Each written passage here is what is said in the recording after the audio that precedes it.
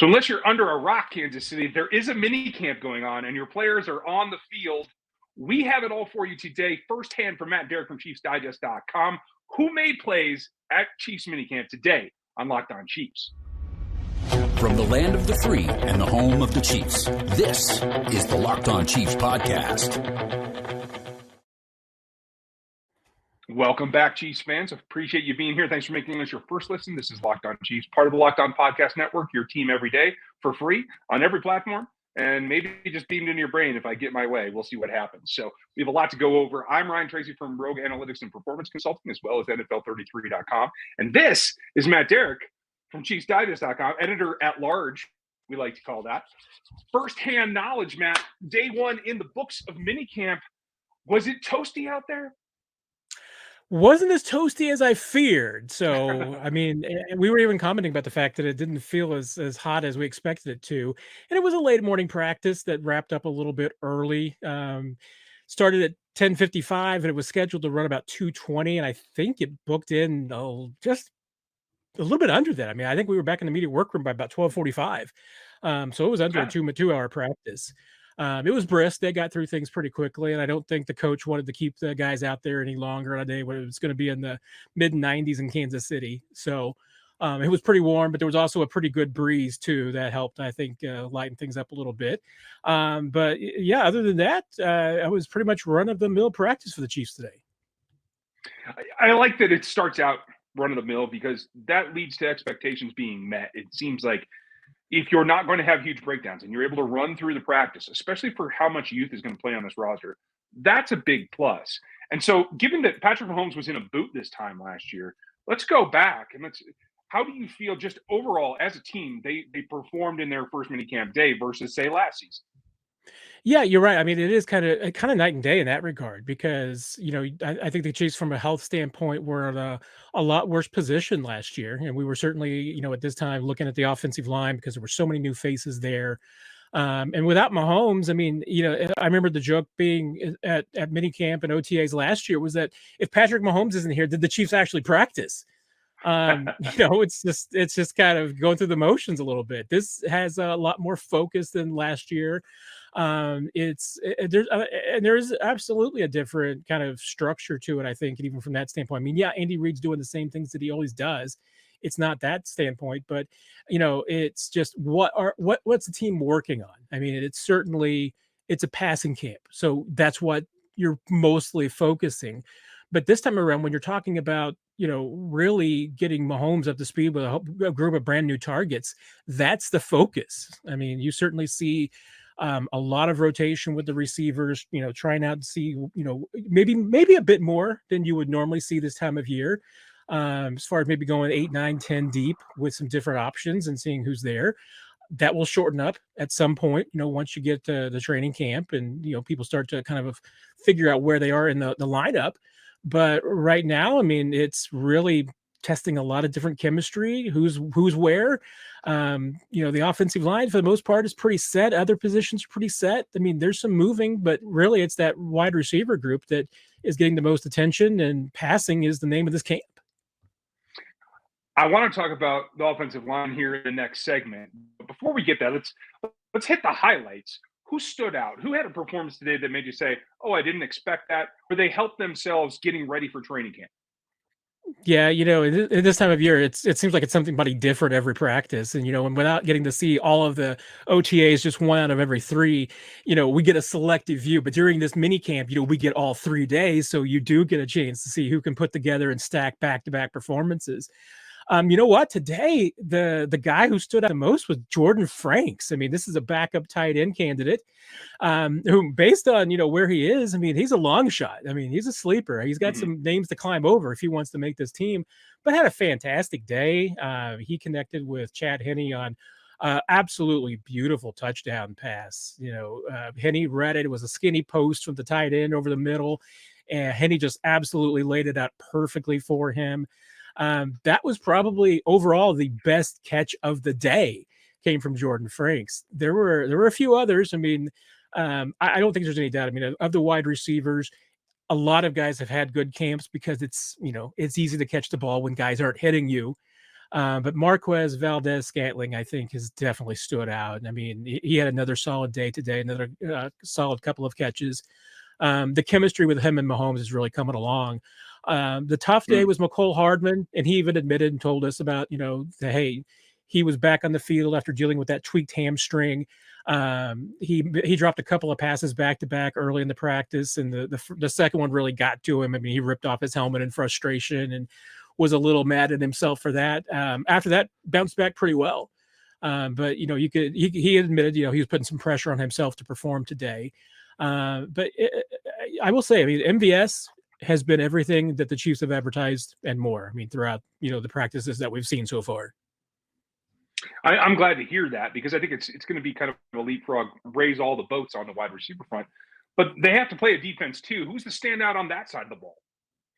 Yeah, today was probably an offensive day. We were even commenting about the fact that there weren't any turnovers, no interceptions, nothing like that today. The quarterbacks were perfect from that standpoint.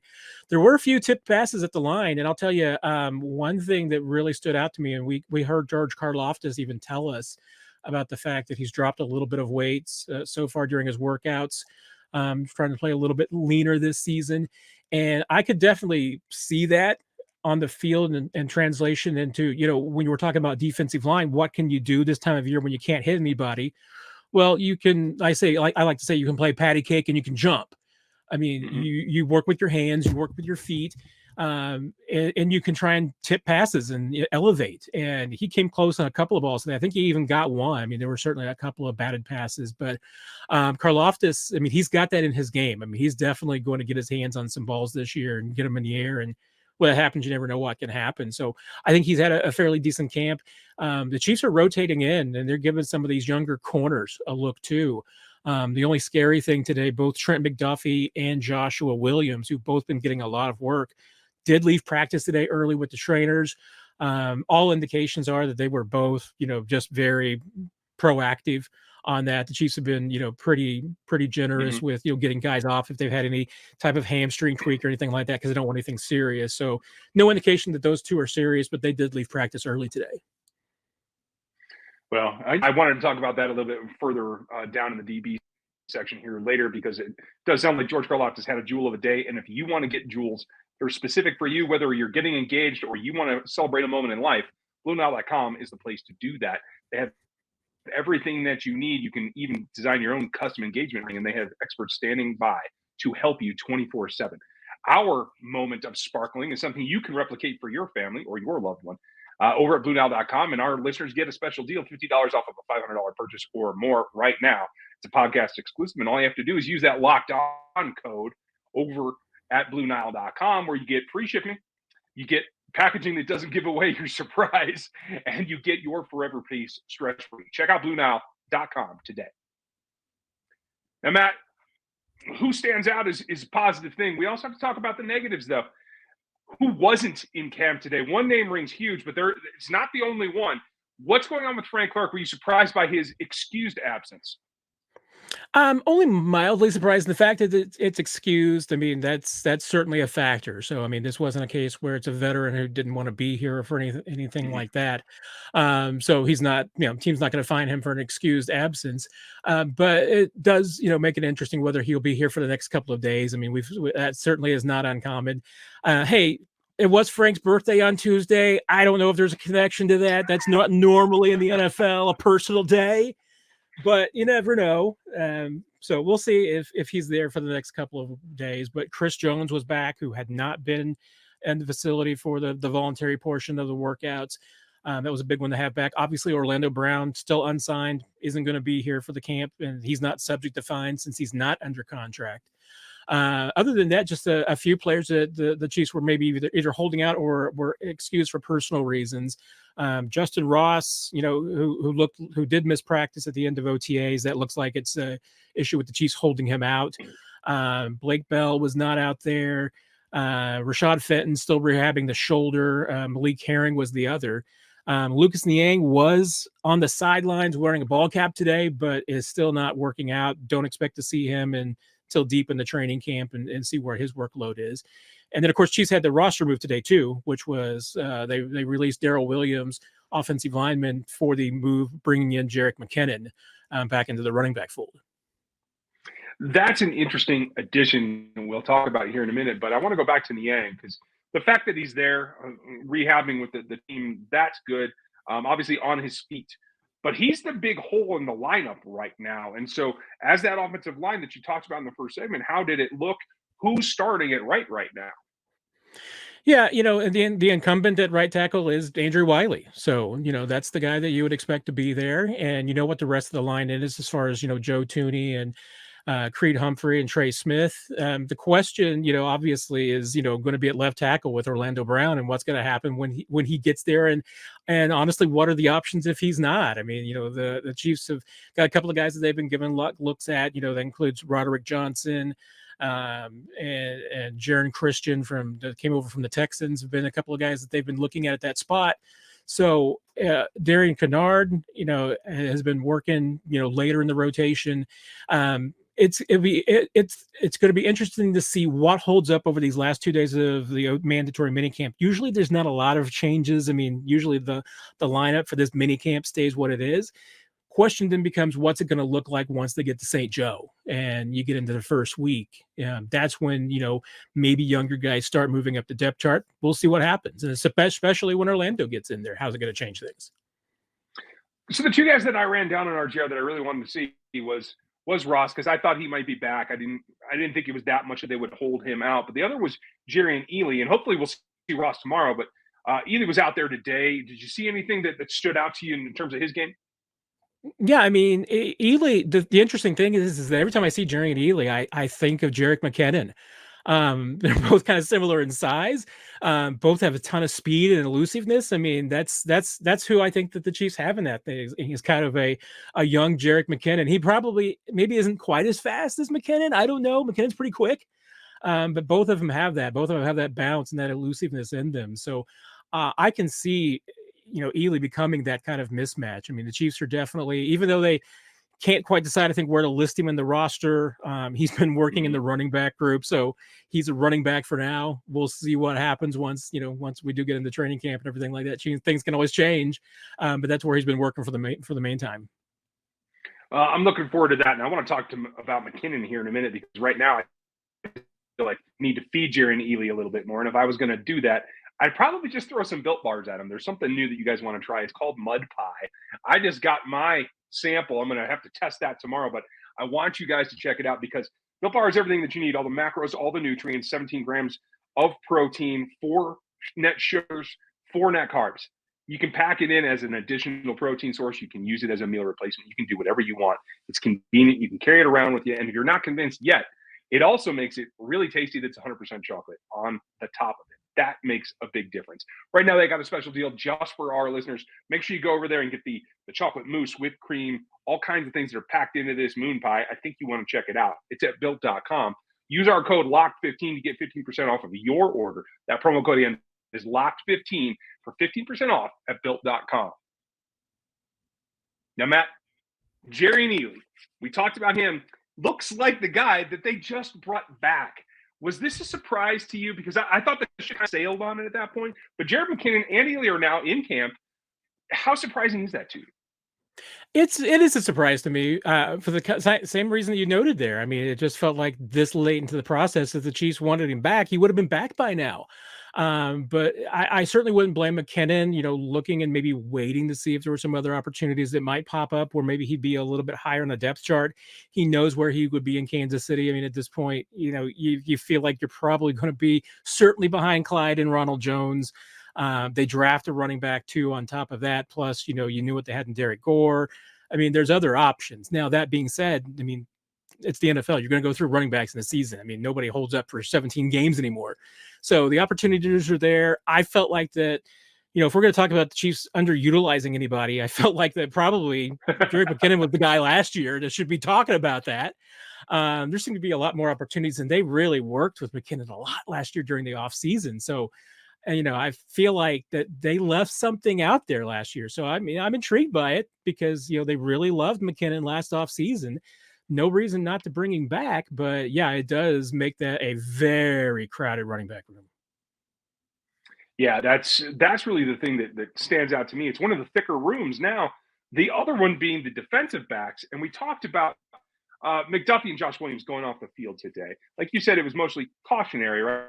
Right, about hydration. This is about not taking chances with guys that you think are going to contribute to this roster, right? Yeah, exactly. I mean, and the Chiefs have, I mean, they always are every year. I mean, especially this time of year. And honestly, I think Andy Reid's gotten even more conservative about it over the years. I mean, it wasn't so long ago, a few seasons ago, we would get routine injury updates during, OTA period and during the off season. And he doesn't like to talk about them anymore. And I think part of it is just that, because they do take a lot of guys off, even if it's just a tweaked hamstring, something that maybe they could normally play through. They are a little bit more cautious with him. Obviously, they were pretty cautious with Sky Moore, who, had the hamstring issue from his draft prep, came in with it.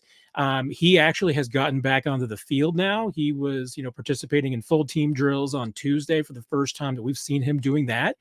And honestly, looked pretty comfortable. But yeah, at this point, you hear injury or anything like that, unless it's something serious, just know that this team's being pretty cautious with all injuries at this point.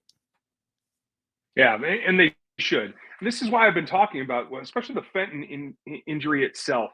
But then McDuffie goes down. For me, number 4 corner here is going to be very important this season because of one rookie that should be slated to start and one guy who's had some injury history that I think is of a concern. So my thought process going in is that they've utilized bigger physical corners well in the past, and I wonder where that places Lonnie Johnson in kind of where he can step in and help this team. Did you see anything from that today? That is interesting because, it feels like during this period, the Chiefs are kind of mixing things up a little bit. I mean, we've talked about the fact that normally, Andy Reid and especially Steve Spagnuolo, both those guys have normally, kind of pushed the rookies to earn some playing time and, to get their opportunities. And this camp, it seems like it's been a little bit topsy-turvy. I mean, that we've been seeing a lot of younger guys get a lot more looks early. And I can certainly see that some of that is they just need to find out what these guys have. They've got film on Lonnie Johnson to know, what he is, and evaluate him. So to a degree, you don't have to do as much. I mean, what kind of a player he is just from having played against him and seen him in the league. You got to learn what the other guys have. So maybe the rotations and the usages are going to change once they do get to St. Joe. But it's been very different to me in the fact that there's been a really concentrated effort to give these younger guys, more opportunities. And this was probably the case last year, but I didn't personally notice it. Maybe it's just noticing more to me this year. But one thing that the Chiefs have done is that they've got during the group install period, they've got Spagnuolo working with the first team defense, and they've got Ken Flagel. I almost went with the Herbie Topia pronunciation there of him, Ken Flagel. They've got Flagel working with the twos, doing the exact same thing, and mostly a lot of young guys. And so they're going through the exact same installation period. And like I said, I probably did the same thing last year, but it just seems a little bit more pronounced than maybe it was in the past to me. But it's, definitely, like I said, I mean, it's almost like a mirror image. I mean, Flagel's working with one group while Spags is working with the others, doing the exact same things. I'm really intrigued by that because I think the staff is obviously they've gone through some changes, the addition of Cullen. But Flagel was here last year, and stepping into maybe a slightly different role, I think would be very interesting. They have plenty of young guys to work with. When it comes down to it, it feels like this defensive side of the ball is going to be drastically younger than we've seen the last couple of seasons. And getting up to speed is always the challenge when you try to do that, or you have to do that in this case. Given where they are in the off-season program, how do you feel about just general, the rookies, the young players that are coming in, even second-year players included? How do you feel about where they are developing? Yeah, I think by and large, most of this group is ahead of where I would expect them. And you can probably take some guesses. I mean, even though technically, depth charts and everything like that are off the record this time of year, you'll probably hear a few more things sneak out on Wednesday when there's a semi-public practice with some season ticket holders in. But by and large, you can pretty much project where guys have been playing based on where they were drafted. I mean, everything's been kind of, filling in that standpoint. I mean, if you're a first and second round draft pick, you're probably getting a lot of looks with the ones. If you're a middle round pick, you're probably kind of sneaking up right behind there. And, for the seventh round guys, you're playing a lot of different spots. You're getting a lot of special teams work. I mean, it's really, but like I said, I mean, this rookie class, and there's a lot of guys in this class, more so than you usually have. It's been pretty consistent for the Chiefs. Normally have 6, draft picks. This year they got 10. It's more guys to try and feed and to figure out what they have. So far, though, I haven't seen anybody falling behind. I mean, we'll see when the pads come on. That's the next step in August when you get there. But right now, I mean, I think the Chiefs have to be pretty optimistic about this draft class and what they've seen so far. Well, let's hope that continues, folks. They're back on the field tomorrow. You can read all about it at ChiefsDigest.com, and you can hear it here. We'll have more for you this week, Matt. Thanks for taking time out of your schedule today to update us. We very much appreciate it. Always a pleasure, Ryan. Take care, everybody. Folks, you all have a good day. We will talk to you tomorrow.